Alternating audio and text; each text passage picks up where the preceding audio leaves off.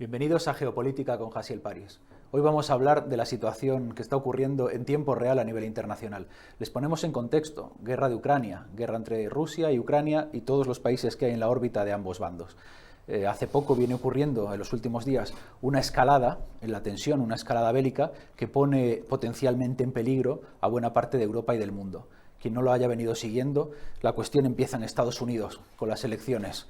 Biden pierde, Trump va a ser el nuevo presidente y Biden decide dejarle un pequeño regalito envenenado a la administración entrante, a la administración de Trump, en forma de autorizar a Ucrania a que utilice los misiles de largo alcance que Occidente le ha proporcionado a Ucrania en territorio de la Federación Rusa. Esto hace, a su vez, subir las alarmas en el territorio ruso, de forma que Putin revisa su doctrina nuclear, permitiendo a partir de ahora el uso de armamento nuclear como respuesta al uso de misiles de largo alcance como los que Biden ha autorizado a utilizar. No contentos con esto, los ucranianos comienzan activamente, luego veremos las imágenes, a utilizar algunos de estos misiles americanos de largo alcance ya en territorio ruso, y Rusia responde con el estreno de una tecnología hasta ahora no conocida, un misil de intermedio alcance, balístico, el Oryzhnik, del que también hablaremos y analizaremos a continuación, que marca un nuevo paso de tensión en las capacidades bélicas que Rusia despliega en el campo de batalla. En mitad de esta situación, ¿qué hace Europa? Europa se da cuenta de que la nueva administración estadounidense de Donald Trump seguramente vaya a su ritmo, seguramente priorice sus intereses sobre los supuestos intereses del Occidente y de las democracias liberales y ponga de nuevo el America First por delante, ¿no? Primero las cuestiones estadounidenses y luego todo lo demás, luego las cuestiones de los europeos, luego Ucrania. Y entonces Europa, ante eso, especialmente elementos como Macron, ¿no? Elementos que confían en crear un nuevo liderazgo europeo, una Europa unida, una Europa autónoma, pues empiezan a soñar con crear un núcleo duro de países europeos que puedan salir adelante, puedan sacar adelante la situación de la guerra en Ucrania, puedan tomar la iniciativa, puedan incrementar el armamento enviado, la cantidad de dinero gastado, y estos días se reúnen. Se están reuniendo los franceses, se están reuniendo los bálticos, se están reuniendo los británicos, Polonia, planteando formar un núcleo duro de países europeos, dispuestos incluso, y eso es lo que están discutiendo, a enviar tropas reclutadas en España, reclutadas en Francia, reclutadas en Inglaterra, para un futuro proceso en Ucrania en el cual se llegue a algún tipo de solución pacífica entre ucranianos y rusos y haya un despliegue, una especie de misión internacional de países occidentales en territorio ucraniano. Eso es lo que están discutiendo. Veremos hoy con nuestros expertos si esto tiene algún sentido, si es posible imaginar un periodo de paz en el cual vaya a haber tropas de la OTAN desplegados en territorio, o si estas situaciones serían más bien el prólogo o las ascuas de un futuro nuevo conflicto. Evaluaremos también las medidas que Estados Unidos, la saliente administración Biden, está intentando poner sobre la mesa antes de abandonar el sillón. No es solo la autorización de los misiles de largo alcance. Estamos hablando de un paquete recién aprobado de 800 millones de dólares para más armamento a Ucrania. Estamos hablando también de las presiones que desde Washington recibe Kiev para reducir la edad de reclutamiento hasta los 18 años. Hasta ahora venía siendo de unos 25 años la edad en la que un joven puede ser reclutado en Ucrania para ser mandado a morir a la picadora de carne que es el frente actualmente. Pues reducir la edad a los 18 para que uno, recién salido de su casa, recién emancipado, sin estudios, incluso sin experiencia laboral, pueda ser ya enviado a morir, quién sabe por qué intereses. Estados Unidos tiene un papel fundamental en esta guerra. Esta guerra tiene una escala global por la intervención de Estados Unidos y de Occidente por un lado y también de otros socios de Rusia por otro, y podríamos estar ante un paso más en la internacionalización de ese conflicto que, como veremos hoy, hoy evaluaremos con qué posibilidades, amenaza con convertirse en un conflicto todavía más grave y todavía de mayor calado. Para ello tenemos hoy aquí a dos invitados de excepción. Francamente, pocos sitios les ofrecerán invitados como los que tenemos aquí hoy. Uno de ellos está recién llegado de un lado, de Moscú, el otro lado está recién llegado del otro, de Bruselas. Uno de ellos viene de conocer el entramado, el mundo de Rusia, el mundo del Estado ruso, el mundo del Kremlin. El otro de ellos viene de conocer de primera mano el entramado occidental de la OTAN, de la Unión Europea, en sus principales capitales. Esto es muy difícil de ver. Normalmente los investigadores, los analistas, los especialistas o no se mueven de casa o no tienen un contacto directo con los países que estudian o de los cuales hablan. No es el caso de este espacio y no es el caso de nuestros invitados. Ellos conocen de primera mano, se informan de primera mano en los lugares, en los centros calientes, en los centros neurálgicos donde está ocurriendo la geopolítica, y están aquí con nosotros para traérselos a ustedes. En primer lugar, Aguilar, Juan Antonio Aguilar, un viejo conocido, un experto internacional de primer nivel, tiene una carrera dilatadísima en el análisis internacional, colabora con todo tipo de medios, tiene una formación extremadamente sólida en estas cuestiones, es también el director del Instituto Español de Geopolítica y viene directamente, todavía huele ¿a qué huele Rusia? Huele a buen ambiente. A buen ambiente, ¿no? Ahora nos contará cuál es el ambiente, cómo se vive esto allí. ¿Cómo se vive? ¿Qué tensión hay? ¿Qué situación hay? Bueno, en primer lugar, agradecerte la invitación, decirte que no me gusta la palabra experto, prefiero decir estudioso. Los expertos van a otros canales, generalmente mucho más grandes. Y bueno, pues decir, a ver, yo suelo ir con cierta asiduidad a Rusia. No sé, alguno dirá que voy a cobrar mis monumentos al Kremlin, ¿no? Pero bueno, y lo que puedo asegurar es, efectivamente, bueno, he estado en un congreso sobre desinformación. Había unos 1.200 asistentes de casi 60 países, representantes de casi 60 países. Puedo contar un pequeño detalle, y es que nos juntamos un venezolano, un peruano, un argentino, un uruguayo y algún hispano más, y yo mismo, y dijimos que siendo el español una lengua que hablan 700 millones de personas, pues que el congreso no podía ser solo en ruso y en inglés. Y hemos hablado todos en español, con lo cual una pequeñita victoria a nivel internacional en defensa de nuestra lengua, ¿no? El ambiente es parecido al que he tenido en recientes visitas a Rusia. Las sanciones no solamente no se notan, parecen realmente un cachondeo, porque yo me he encontrado hasta jamón serrano en los supermercados normales de barrio, es decir, en concreto, por ejemplo, la marca El Artesano, es decir, que es española. Y la guerra no se nota, eso tiene una parte buena y una parte mala. La parte buena es que bueno, la gente no sufre efectivamente las consecuencias de una guerra. La parte mala es que a veces no hay conciencia de la responsabilidad que significa estar en una guerra, ¿no? Es decir, para la propia población. Pero bueno, bien, ¿no? Es decir, no, yo diría que el ambiente puede ser tan bueno como el que puede haber en Belgrado, en París, bueno, quizá mejor que en el de París, y en otras ciudades europeas, ¿no? A eso vamos. Ahora mismo con nuestro segundo invitado. Javier Porras Velarra, también muy buen amigo, también un profesional preparadísimo. Yo le conocí como profesor en el CEU, actualmente desempeña funciones de profesor en la UNED, en diversos ámbitos del mundo internacional, Derecho Internacional Público, Relaciones Internacionales. Es sobre todo una magnífica persona y es también un hombre que viene directamente de estar en el corazón, en el meollo de toda la situación. En Rusia me dicen por aquí que el ambiente es bueno, cosa que contrasta un poco también con lo que dicen en nuestros noticiarios, de que los rusos deberían estar ya derrotados y desmoralizados. ¿Cuál es el ambiente en el corazón de Occidente y qué has visto por allá?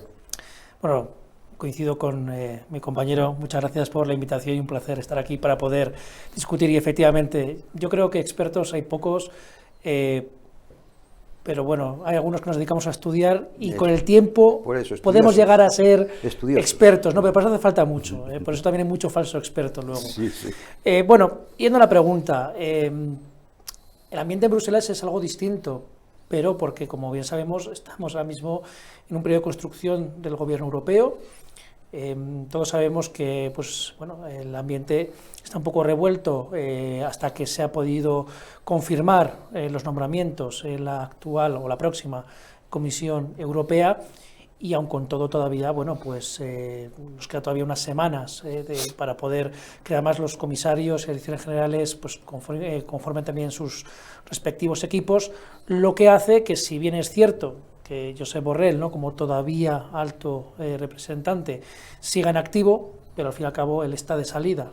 Por lo tanto, tenemos que estar muy pendientes, desde luego, de cuál va a ser la política que va a seguir la segunda Comisión von der Leyen, que de cierta manera tiene mucho que demostrar, porque como sabemos, pues aquí se ha juntado por un lado bueno, pues la situación de la pandemia que han tenido que gestionar, que ha sido excepcional para toda Europa, y luego pues también esta cuestión con Ucrania, que si bien no es nueva, ¿no?, porque este es un fantasma que ya estaba revoloteando en la frontera europea desde hace varias décadas, bueno, pues no hay que negar que la Unión Europea es una situación que nos incomoda y nos perjudica gravemente. O sea, al fin y al cabo estamos hablando de una guerra en nuestras fronteras, Y cuando hablamos de una guerra de fronteras, sabemos que la última que tuvimos en nuestras fronteras, pues la Unión Europea llegamos tarde y mal. Yo creo que a estas alturas podemos decirlo, estamos hablando de lo ocurrido en Yugoslavia. Y con Ucrania, pues todo apunta a que podemos tener una situación un tanto similar, es decir, que lleguemos tarde y que lleguemos mal. La Unión Europea tiene que definir su política respecto a Ucrania. Es verdad que la política norteamericana nos podrá gustar más o menos, podremos criticarla, pero tienen una idea de cómo quieren actuar en el terreno. Insisto, podrá gustar más o menos, pero tienen la idea. La pregunta es, ¿qué proyecto o qué plan tenemos en la Unión Europea? O sea, tu idea es que en Europa, lo que has visto allí en las capitales, hay un cierto desnortamiento, una falta quizá de proyecto común. Yo creo que nos falta no proyecto común, sino una hoja de ruta definida como Europa, como Unión Europea. Luego, evidentemente, sabemos que a título individual los distintos estados tienen una... Eso es muy difícil. Es muy difícil porque la Unión Europea se ha supeditado claramente a los intereses norteamericanos. No, a ver, digo las élites europeas, se han supeditado claramente a los intereses norteamericanos, pero no desde ahora, desde el final de la Segunda Guerra Mundial. Es decir, cuando hay que recordar, para hacer un análisis que sea comprensible, hay que recordar de dónde vienen las cosas, ¿no? Los antecedentes históricos, los hechos, los datos. Es decir, cuando se crea la Organización del Tratado del Atlántico Norte, se crea bajo un prisma geopolítico muy determinado. Correcto. Los rusos tienen que estar fuera, los norteamericanos dentro y los alemanes abajo. Hay dos Entonces, bloques. claro, eso hace imposible cualquier posibilidad de soberanía europea. En algún momento lo hemos creído y iba por ese camino. Bueno, recordemos que quien dinamitó esa posibilidad fue Francia en su momento, pero bueno, sí, perdón por no te quito la razón. Es decir, pero la realidad es que al final lo que hemos visto en los últimos años, sobre todo a partir del fracaso de la construcción europea, es que la Unión Europea se ha quedado sin rumbo de ningún tipo, supeditada a los intereses norteamericanos. Es más, hoy es indistinguible la Unión Europea de la OTAN, es decir, parece que es la rama política de la OTAN. No, yo, a ver... Es decir, y a hecho me remito, porque cuando tú ves los intereses que tiene la OTAN en respecto al conflicto, ves que coinciden exactamente punto por punto con lo que decide la Comisión Europea, o incluso el Parlamento Europeo, que hemos visto cada escenita. Entonces, yo creo que ojalá Europa recuperara su soberanía y pudiera decidir un camino propio. Pero eso hoy por hoy, la verdad, yo lo veo casi utópico. Coincido a medias. A ver, es cierto y que bueno, pues la Unión Europea, su ámbito de actuación, como todos sabemos, está limitado también a las competencias de las que le hemos dotado.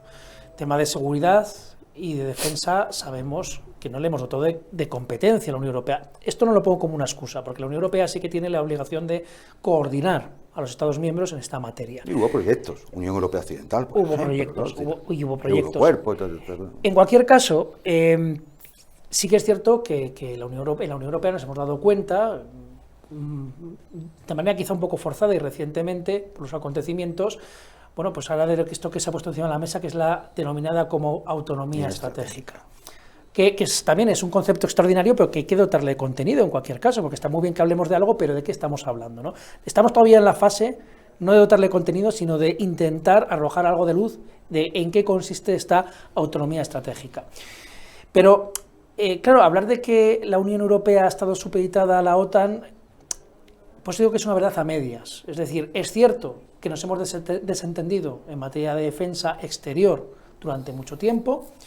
Es cierto también, y bueno, también tenemos múltiples ejemplos, ¿no?, en los cuales algunas administraciones norteamericanas así nos lo han hecho saber. Es decir, oiga, esto es una organización internacional, aquí somos socios, es cierto que hay un socio principal, que es el que está costeando principalmente, ¿no?, esta organización, pero esto tenemos que mantenerlo entre todos. Y hay que buscar el método de aportación de cada uno. Entonces, la Unión Europea... o los Estados miembros de la Unión Europea hemos vivido muy cómodos, ¿no? Algunos, porque no todos somos miembros de la OTAN tampoco, ¿no? Pero ya ha llegado un momento en los cuales, además, cuando el conflicto está en las fronteras de tu territorio, en los cuales es inevitable, desde luego, tomar partido y llevar a cabo acciones concretas. Pero el conflicto no está en las fronteras de tu territorio, el conflicto lo hemos llevado nosotros a las fronteras del territorio ruso. Es decir, la Unión Europea... es un proyecto político y no importa que una Polonia, por ejemplo, se integrara en la Unión Europea, pero cuando una organización militar, incumpliendo las actas de Helsinki, incluso la propia Carta de Seguridad Europea, ahí estamos hablando, llevamos la potencia militar de la OTAN a las propias fronteras rusas, hombre, ¿cómo que no va a haber conflicto? Claro, pero ¿Lo estás provocando tú? Pero no lo ha llevado, es lo que creo que es importante que dejemos claro, que no lo ha llevado propiamente la Unión Europea. Lo han llevado o ha estado apoyado por algunos Estados miembros de la Unión Europea. Algunos, no todos. Evidentemente. No, pero precisamente ese es el problema que nos encontramos en la Unión Europea, esa dualidad en las cuales, por un lado, por carecer de esa política de defensa, algunos Estados formamos parte, porque España estamos entre ellos, ¿no?, de una organización internacional como es la OTAN, en la cual, no quiero utilizar la palabra delegar, pero hemos supeditado, ¿no?, de alguna manera, hemos confiado en nuestra defensa, y eso nos sitúa en una situación, en un momento determinado, en los cuales necesitamos tomar decisiones de carácter autónomo, una situación complicada.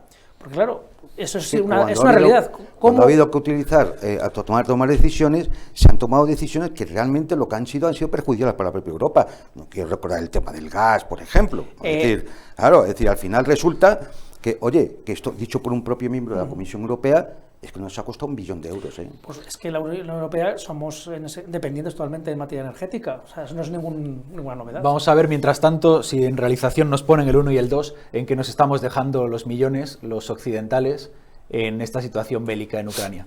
Los tenemos, compañeros. Estos son los restos ya confirmados del uso de misiles de largo alcance ATACMS en territorio ruso. La inteligencia rusa ya los ha identificado. Hemos pasado ya de lo que era una mera autorización a los hechos. Aquí tenemos en realización, creo que debe haber un vídeo también del efecto del impacto de estos ATACMS en cabezas de racimo. Vean cómo al golpear, cómo se ramifica el impacto y los efectos que esto puede tener sobre diferentes poblaciones, sobre civiles, sobre militares también, en bases legítimamente atacadas, pero el terror de este tipo de golpes. Tenemos a continuación, ponga la realización el 3, esta es la respuesta por parte de Rusia, el famoso misil Oreshnik que está dando que hablar a medio mundo. Aquí tenemos las diferentes fases en las cuales funciona este sistema de armamento. Como parte se desacopla y por el sistema MIRV se fragmentan diversas cabezas que pueden alcanzar diferentes objetivos, teniendo además diferentes tipos de cargas. Potencialmente estamos hablando de un arma con capacidad nuclear. Ahí ven cómo se fragmentan diferentes cabezas con diferentes capacidades. Este misil, el Oreshnik, significa avellano en ruso, si no me falla el idioma. El avellano. El avellano, ¿no? Qué nombre más poético. Es una de las promesas en la defensa, no solo de Rusia, sino de buena parte del mundo, que frente a Estados Unidos, que hasta ahora tenía un dominio indiscutido de las cuestiones de misiles de crucero, misiles balísticos, pues una serie de potencias, Rusia, pero también está detrás China, también está detrás Irán, comienzan a desarrollar capacidades de respuesta a este tipo de conflicto. ¿Qué nos puedes decir sobre este arma? ¿Qué momento marca y qué estrategia revela? Yo primero aclarar algunas cosas. Cuando se habla de que se ha autorizado el uso de misiles de largo alcance sobre Rusia, no, esto no es exactamente así desde el punto de vista militar. Yo sé que para la prensa y lo que se escribe por ahí, pues queda muy bonito. Pues corrígelo. No es exactamente así. Son misiles realmente de corto alcance, hasta 300 kilómetros. Es decir, lo que provoca la escalada no es el alcance, es que es sobre territorio ruso. Correcto, exactamente. Eso es lo que provoca la escalada, que es sobre territorio ruso. De la en rusa. Prensa, cuando hemos estado hablando de largo alcance, realmente es un alcance pequeño comparado con el que podría tener un intercontinental. Luego están los de alcance medio, que llegan hasta 1.500 kilómetros. Este es el Oreshnik, por ejemplo, es un rango intermedio. No, rango intermedio, alcance intermedio. Exactamente. De alcance intermedio, que es hasta 5.000 kilómetros. Y el largo alcance son los famosos ICBM. Y los ICBMs, que pueden llegar hasta 14.500 kilómetros, que son los de largo alcance, son los misiles estratégicos, ¿no? Eso es. Entonces, bueno, pues los misiles Storm Shadow, los misiles ATACMS norteamericanos, estos son realmente de corto alcance. Es decir, el único problema es que, claro, se van a utilizar para atacar territorio, es decir, de la Federación Rusa. Por lo tanto, no estamos hablando de un arma defensiva ya. No es un arma para que Ucrania se defienda, como muchas veces hemos hablado, ¿no? Es decir, es un arma ofensiva. La respuesta rusa, el misil Oreshnik, El avellano, aquí el avellano hay que recordar que se utiliza para las varas, para los animales. De hecho tenemos el tío de la vara, de José Mota, muy conocido, que se utiliza para hacer justicia, ¿no? El avellano es un misil de alcance intermedio, puede llevar 6 cabezas nucleares o distribuirse en 36 ojivas que pueden llevar armamento convencional o nada, como ha sido el caso que simplemente como viaja, como cae con un ángulo cero, es decir, casi vertical, y cae a una velocidad de 3,47 kilómetros por segundo, crea tal energía cinética en el impacto que aparte de clavarse en el terreno 70, 80, 100, incluso hasta 200 metros, aparte de clavarse en el terreno, la energía cinética que provoca una onda sísmica, ¿no? Y destruye todo lo que haya alrededor. Y es como se ha lanzado este misil Oresnik sobre unas factorías que estaban construidas en la época soviética para aguantar precisamente ataques nucleares. Las galerías de producción importantes son subterráneas, ¿no? Esto es lo que ha sido destruido. ¿Cuál es el aviso? Eso es el mensaje. El mensaje es que este misil no está para ser utilizado contra tropas en primera línea, en el frente. Esto no es un diseño de ese tipo. Es un diseño fundamentalmente para atacar instalaciones militares críticas, por ejemplo, bases aéreas, o búnkeres donde estén estados mayores, sistemas de control o dirigentes. Es decir, el búnker de Moncloa, el búnker del Palacio del Elíseo, el búnker de Downing Street. Es decir, es un aviso de decir, aquí esta vez nadie se salva como esto siga para adelante. Y Javier, ¿cómo recibe Europa y Occidente este aviso? ¿Está realmente Occidente dispuesto a llegar hasta el final en esta escalada? Es que esa es la gran pregunta. A estas alturas del conflicto no sé si tiene mucho sentido hablar de proporcionalidad de las respuestas. Claro, ¿cuál es el mensaje, ¿no? Lo que decíamos que se quiere lanzar? Estamos entrando, y tú lo has señalado, en una nueva escalada. Y eso es muy peligroso, porque están aumentando la apuesta. Cada una de las dos partes estamos aumentando la apuesta. Claro, al final, todos lo sabemos, ¿no? En un conflicto hay una parte que se puede medir, pero luego hay una parte, como bien sabemos, de incertidumbre, y la cual entramos en la teoría de juegos, ¿no? Vamos a ver qué cartas tienes, si vas de farol, si realmente... Bueno, para eso tenemos también los servicios de inteligencia, etcétera, etcétera, pero la realidad es que, claro, al entender, ¿no? Desde Occidente y desde Europa, insisto, y esto habría que explicarlo en profundidad, es que de nuevo la respuesta que se da desde Rusia se puede considerar más desproporcionada que el ataque previo, o el supuesto ataque, cada uno que lo califique como quiera, que se puede dar por la parte occidental. Y me explico por qué. Es el propio origen del conflicto. Vamos a ver, el origen del conflicto, insisto, y esto habría que matizarlo muchísimo, ¿no? Es cierto que es, bueno, pues la presencia de la OTAN en territorio ucraniano y en la frontera con Rusia.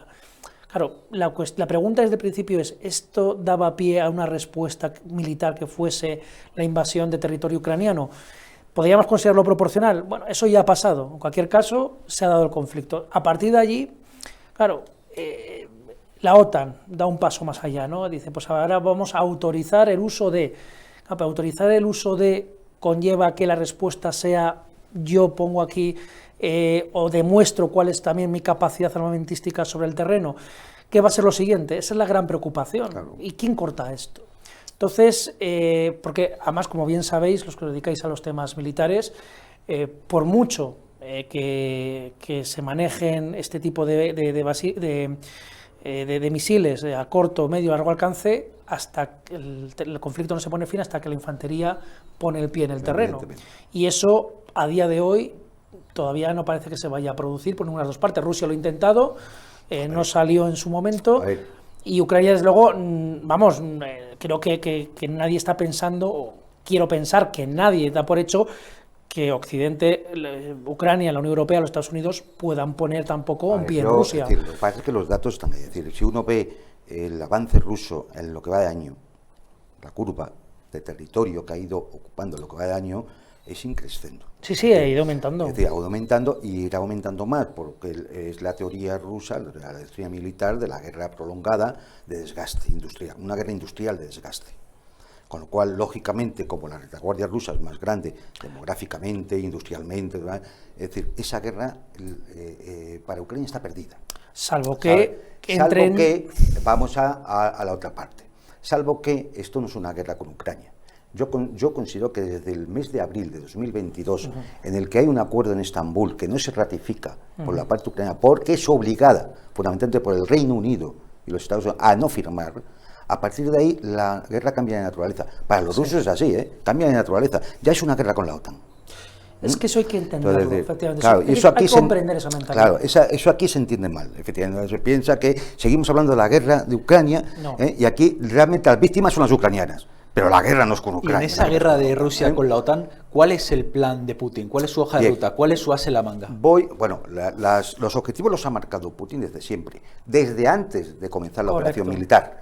Hay una documentación enviada tanto a Washington como a Bruselas, a la OTAN, en la cual se dice, aparte del hecho de, evidentemente no puede haber un régimen antirruso agresivo en mis fronteras, Ucrania tiene que ser neutral, porque si no me ponen usted misiles a 5 minutos de Moscú, pero sobre todo es la cuestión del Tratado de Seguridad Colectiva a nivel europeo. Es decir, ustedes desde el año 97 vienen acercándose a mis fronteras. Entonces yo lo que quiero es negociar un tratado a nivel europeo que asegure que la seguridad nacional de los países europeos, pero estos son los objetivos. De Rusia y de estos Ucrania. Son los objetivos, Aguilar. Mi pregunta es cómo se logra. ¿Cómo planea Putin ganar esta guerra? La está ganando. Es decir, esto va a seguir hasta que se llegue el momento en que haya que negociar el Tratado de Seguridad Colectiva para Europa. Bueno, yo eso de que esté ganando... Bueno, pues... de hecho, cuando hablabas de cuál es la situación económica en Rusia, yo no he estado en el terreno, y no dudo que a nivel micro, seguramente la afectación sea... no se note todavía, entre otras cuestiones, porque Moscú está bastante alejada de la frontera. yo soy muy de Puerto Rusia. Seguramente, lo que quiero decir es que Rusia es muy grande, además, como bien sabes, y yo no pongo en duda que a nivel micro no estén llegando los efectos, esas sanciones. A nivel macro los datos son otros. A nivel macroeconómico sí que sabemos que Rusia está sufriendo las sanciones que está llevando a cabo la Unión Europea. Ojo, que la Unión Europea también lo sufre. Claro, no. Es que si empiezas a buscar quién los está sufriendo más. Que hablábamos del gas. Efectivamente, que si no le compramos gas a Rusia, la Unión Europea tiene que comprar gas en algún sitio, y ya sabemos que la opción del gas licuado nos está saliendo mucho más caro que lo que teníamos anteriormente. Ahora que hablamos de gas, nos vamos brevemente a otra región clave, a otra región estratégica del mundo. En este caso nos desplazamos a Oriente Medio, a la cuestión de Siria, de Líbano, aquí en nuestro mapa mundi. Tenemos a un experto al otro lado del teléfono, Carlos Paz, especialista en Oriente Medio, autor de libros sobre Siria, autor de libros sobre el mundo islámico, que nos va a ayudar a desplazarnos brevemente desde el conflicto ruso-ucraniano a otro conflicto que cada día puede estar más interconectado, que es el que tiene lugar entre Israel y los países vecinos de Oriente Medio. Carlos Paz, muchas gracias por estar con nosotros. La primera pregunta, ¿qué está pasando con la guerra de Líbano? Pues buenas tardes, muy agradecido de contar conmigo y es un placer estar con vosotros, lógicamente. La noticia que ha trascendido ayer ha sido ese alto el fuego que se ha producido en el Líbano, cosa que anunciábamos algunos, principalmente porque Israel es incapaz de mantener una guerra de larga duración. Aunque solo fuera por cuestiones económicas, Israel no puede mantener en varios frentes una guerra que dure mucho en el tiempo. Se ha vendido mediáticamente que la propuesta ha sido norteamericana, pero yo entiendo que ha sido Israel quien ha propuesto esta cuestión. Fijémonos cómo antaño, en 1982, por ejemplo, no tuvo ninguna dificultad Israel en llegar militarmente con botas sobre el terreno hasta el propio Beirut, cómo en el 2006 fueron parados por Hezbollah en aquella guerra de los 33 días y cómo hoy la entrada en el Líbano ha sido enteramente exigua, siquiera unos pocos kilómetros. Además, las bajas que ha sufrido el ejército israelí son notables y por todo ello ha solicitado este alto el fuego, un alto el fuego que ha sido incluso refrendado por Irán, puesto que tengamos en cuenta que desde hace unos meses la presidencia de Irán está en manos del ala moderada, de ese partido moderado, en la persona de Pezeshkian, que quiere un acercamiento a Occidente, el fin de las sanciones, y que ha sido proclive a dar el visto bueno a este alto el fuego. Además, Israel, además de todo esto, Israel se quiere circunscribir a la labor en Palestina. Cuando digo circunscribirse a la labor en Palestina, es a expulsar o exterminar, habrá que utilizar estos vocablos, a los palestinos residentes en Gaza, puesto que la prioridad de Israel ahora en estos momentos es expulsar a todos los palestinos de Gaza y quedarse con ese territorio que puede ser exiguo, pero que es estratégico y que cuenta con fuentes naturales, con recursos naturales de primer orden. Esta es la noticia más importante que, sobre lo que me estás preguntando de la guerra de Israel, tenemos que hablar hoy.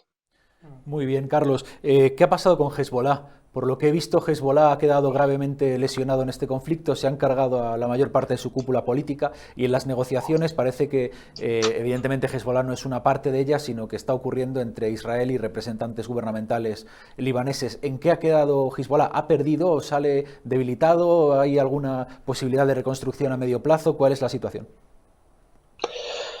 Es muy diferente cómo se ha de abordar la cuestión de Hezbollah o de Hamas. La prioridad de Israel es terminar con estas dos organizaciones, pero veo que hay una diferencia enorme, sustancial, abismal entre unas y otras.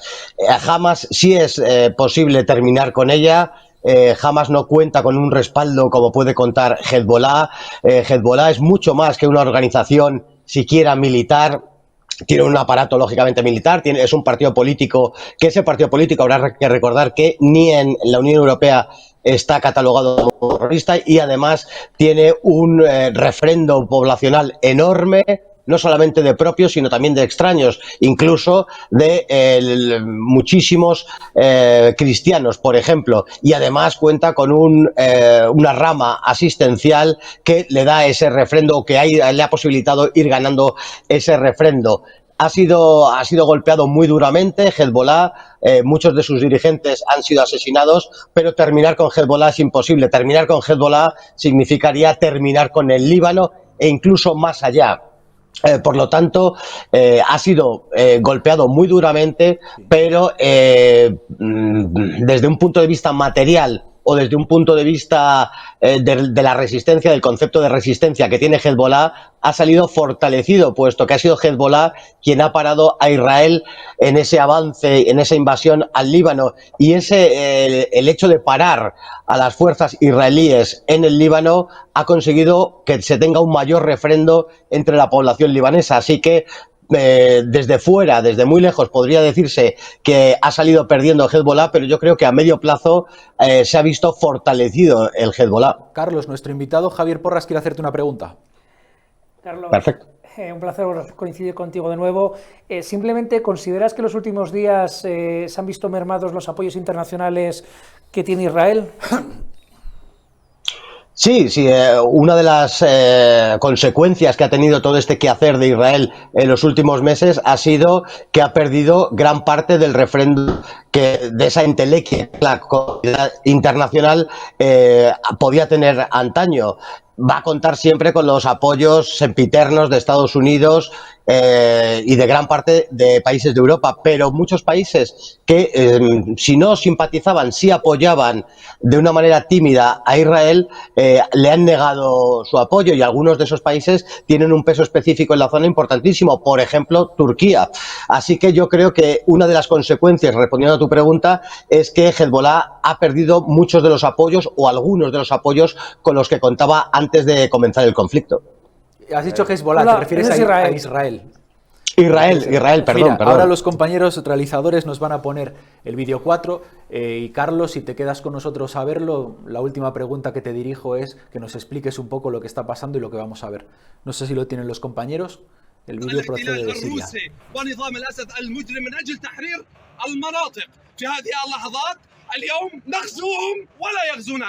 اليوم في هذه اللحظات من كان ليس أهلا للقتال فليخرج من كان ليس أهلا للدفاع عن الثورة السورية فليخرج من كان ليس أهلا للدفاع عن أهلنا في المناطق المحررة فليبتعد.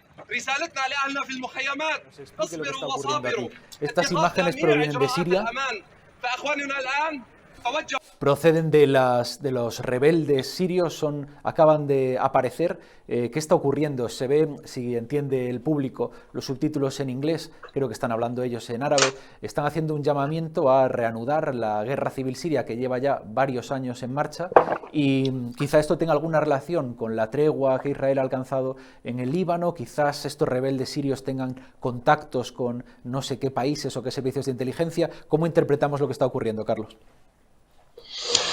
Antes de nada, y como introducción, decir que tirarte de las orejas, puesto que estás utilizando el lenguaje que utiliza precisamente estas gentes, que son terroristas islamistas vinculados en un principio a Al-Qaeda, que son aquellos residuos que se han ido quedando en la provincia de Idlib, en torno a esa última capital. ¿Cómo les he llamado yo, Carlos? El tirón de orejas viene porque has dicho rebeldes, son terroristas islamistas, rebeldes, no son rebeldes de terroristas, de acuerdo. Y has dicho la guerra civil de Siria. En Siria no hubo ninguna guerra civil. Sino hubo una invasión de una coalición. Efectivamente. ¿Verdad? Correcto, acepto la crítica. Gracias. Habría que hablar, y por no ocupar mucho tiempo, que gracias al quehacer militar, por un lado, de Siria, y a los procesos de reconciliación nacional que hubo en la guerra de Siria, pues se fueron reuniendo todos los terroristas islamistas, se iban cambiando de frente, se les ofrecía la posibilidad de reintegrarse a la sociedad civil o de ocupar otro frente. Así se fue limpiando los numerosísimos frentes que tuvo la República Árabe Siria abiertos, y el último rescoldo es ese agrupamiento que se hizo en torno a la ciudad de Idlib. Multitud de grupos fueron los que se fueron reagrupando en esa zona, y ha sido ese antiguo frente al Nusra, el hoy Hayat Tahrir al-Sham, que es la organización de liberación de Levante, como así se denominan ellos, que son rescoldos de Al-Qaeda, de un islamismo enteramente inaceptable, asesino y criminal, que han organizado a todos estos grupos y a ellos mismos para irrumpir hace 24 horas escasas en torno a Alepo, que era la futurible capital que ellos querían tener de un Estado confesional islámico, y que han logrado, allá hasta donde yo sé, hace unas horas estaba en contacto con fuentes sirias, me hablaban que han conseguido conquistar 12 municipios al este de Alepo, que han matado a un centenar de soldados sirios, y que podría tener algo que ver con ese alto el fuego, tanto en cuanto sigue existiendo un interés inusitado por dividir Siria confesionalmente, por debilitarla aún más, después de que llevan desde el año 2011 en guerra, y que económicamente están pasando una situación muy difícil, con pues esta coordinación, este ataque. Detrás veo más en esta ocasión la mano de Turquía que de cualquier otra potencia. Está detrás, tiene un territorio también conquistado a la República Árabe Siria, y anima constantemente, apoya y justifica los movimientos de estas gentes, que son enteramente inaceptables, pero que los medios de comunicación y Occidente, casi en bloque, ha estado alimentando, justificando y en algunas ocasiones premiando. Parece que el fantasma del islamismo en Siria podría volver a aparecer, pero además decir que precisamente en estos días había habido y va a haber unas reuniones muy importantes entre Turquía, Rusia, Siria y otros agentes regionales para poner fin de una manera definitiva a toda esta sinrazón que lleva arrastrando Siria desde el 2011. Pues muchas gracias, Carlos. Nos veremos en la próxima. Muchas gracias por tus actualizaciones sobre el Líbano, sobre Siria, por tus buenas conexiones, por tus correcciones también. Y aquí te esperamos para la próxima. A ver si te puedes venir presencial. Será un placer. Gracias a vosotros. Gracias. Un saludo. Y nos lo traemos la cuestión a la mesa del debate. Sí. Uno de tus temas, Aguilar, favoritos, la cuestión multipolar. ¿Cómo encaja todo esto con el conflicto ruso-ucraniano? A ver, es que sería para hablar mucho, ¿no? Pero para entendernos un poco, la situación del conflicto en Oriente Medio, sobre todo el tema de Israel, yo lo he repetido en otros programas y demás, desde el 7 de octubre del año pasado, cuando comenzó ese ataque de Hamas, es que Israel no podría aguantar una guerra en 7 frentes. Pero simplemente por arte militar, por arte operacional. No puede aguantar 7 frentes, estamos hablando de Estamos Líbano, hablando de Gaza, Cisjordania, Altos del Golán, Líbano, Siria, Mar Rojo, Yemen, Yemen, la acción de las milicias iraquíes, es decir, la acción exterior, incluidos los ataques misilísticos de Irán. y la participación en Siria. El frente interior de desgaste de la propia sociedad israelí, tanto a nivel social, a nivel político, como a nivel económico, que las cifras son muy malas, y luego, por último, un frente internacional donde también ha ido perdiendo. Es decir, esto en el tiempo, una guerra prolongada, es imposible de sostener. Sostenible. Esto es la estrategia también de guerra prolongada que estableció el general Soleimani para todo el eje de la resistencia. Por lo tanto, es decir, yo hace un año ya había previsto, es decir, no van a poder ganar esta guerra. Y la situación en la ofensiva sobre el Líbano lo ha demostrado. Hezbollah, yo no sé si está muy debilitado. Quien conozca un poco cómo se estructuran este tipo de organizaciones y cómo las estableció el general Soleimani, la cadena de mando inmediatamente se sustituye por otro cuando son asesinados, porque una de las estrategias típicas del Estado de Israel ha sido siempre el asesinato selectivo de dirigentes, ¿vale? Casualmente, como esto no se puede arreglar, pues nos surge inmediatamente, el mismo día que se marca el alto el fuego, una ofensiva de los terroristas antiguo Estado Islámico y toda esta gente en Siria. Es decir, volvemos a la geopolítica del caos. Cuando no puedo ganar, intento que la guerra se mantenga para que el otro tampoco gane.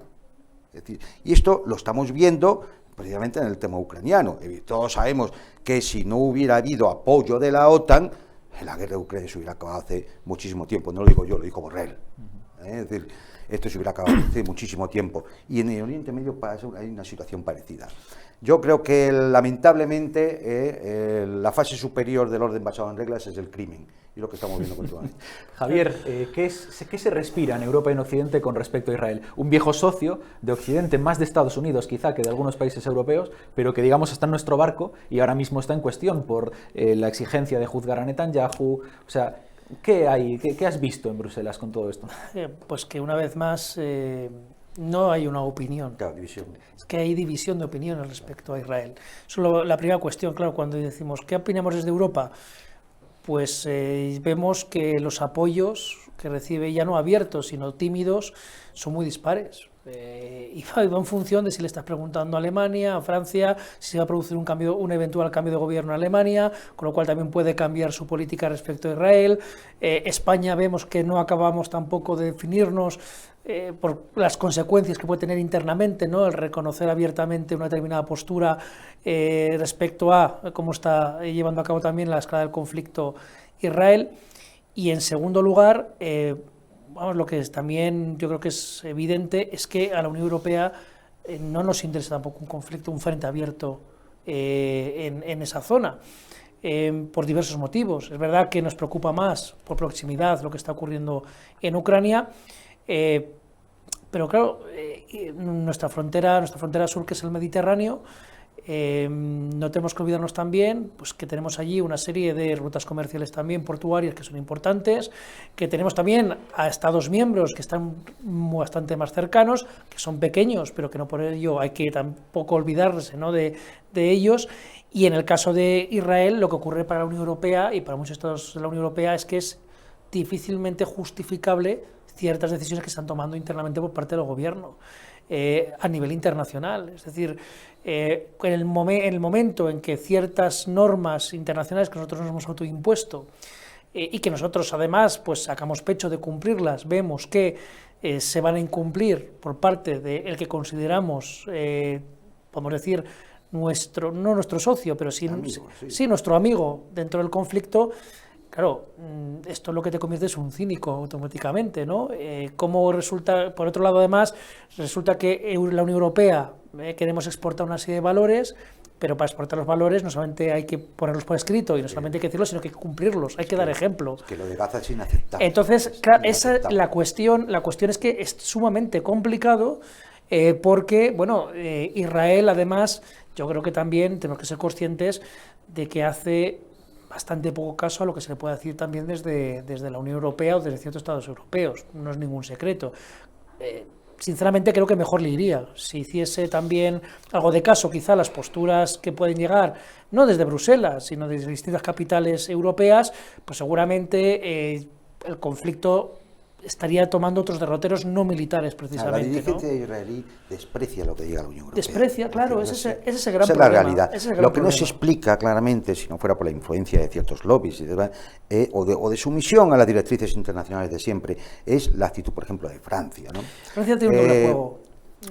Pero incluso peor me parece la actitud de Alemania, que siempre están sacando pecho de ciertos valores. Mira, las imágenes de ver una pandilla de gorilas uniformados de la policía alemana perseguir a una niña de 10 años porque lleva una bandera palestina son infumables.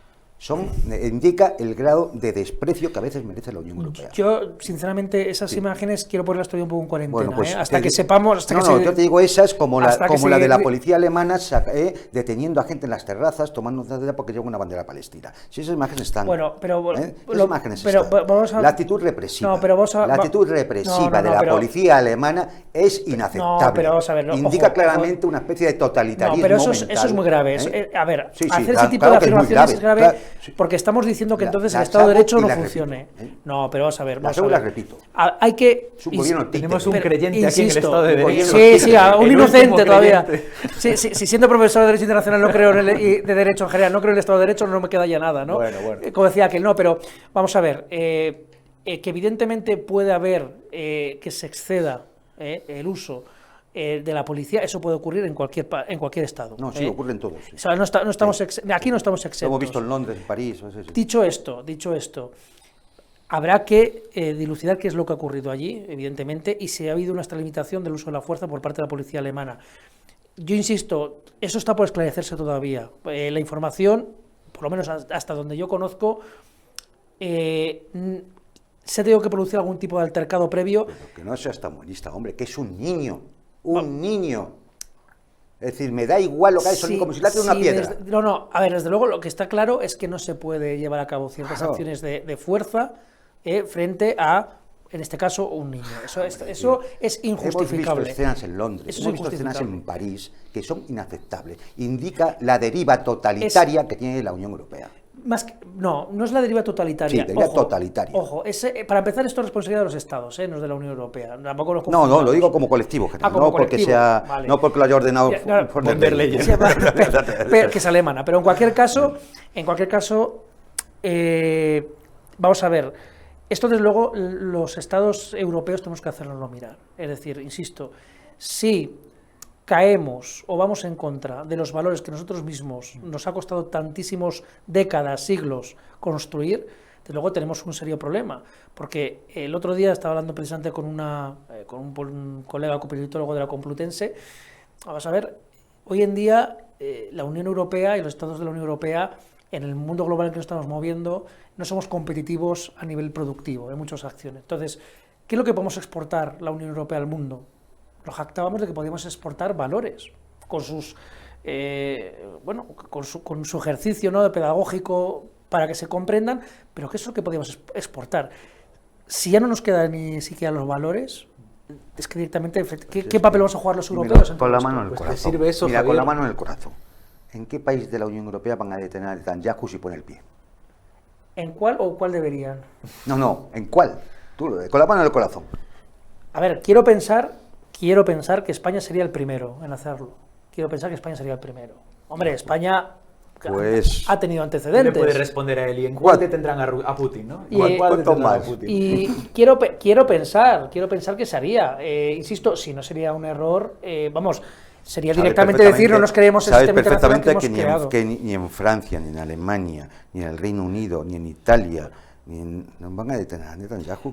También de lo que se pueda decir, o de lo que yo no digo aquí, es decir, algunos gobiernos, no estados, algunos gobiernos, a la hora de lo que ocurriría, o sea, evidentemente van a hacer lo que más les convenga, y lo que más les conviene es, a día de hoy, cumplir con la legalidad que nos hemos autoimpuesto a nivel internacional. Porque, insisto, entonces sí que estamos diciendo, cerremos la ventana, nos vamos cada uno, esto no se lo cree nadie, nos vamos cada uno a El casa. orden basado en reglas.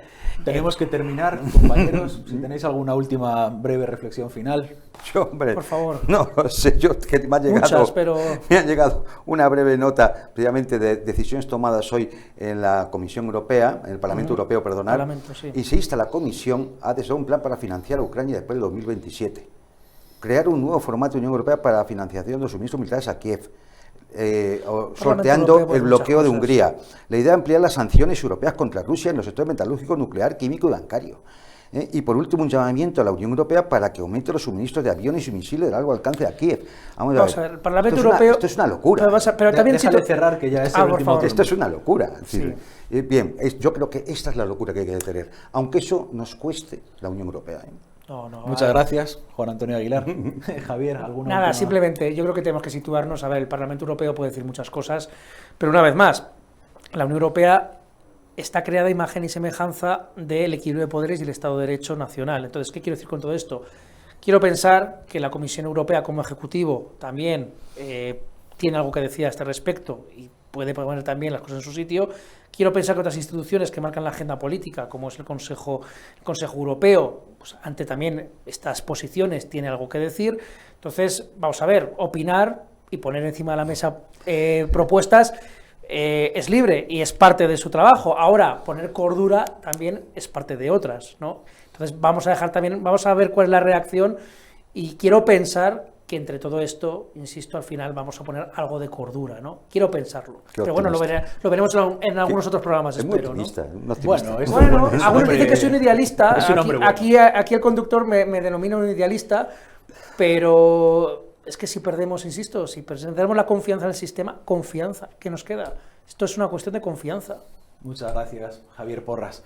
Un día más les hemos traído analistas de primera línea, Carlos Paz, que conoce incluso sobre el terreno, Siria, los dos compañeros a mi izquierda y a mi derecha, que insisto, uno viene del corazón de la OTAN y otro del corazón de Rusia, y como vemos, hay algo más que les une, además de su expertise, además de su profesionalidad, que es la capacidad de dialogar.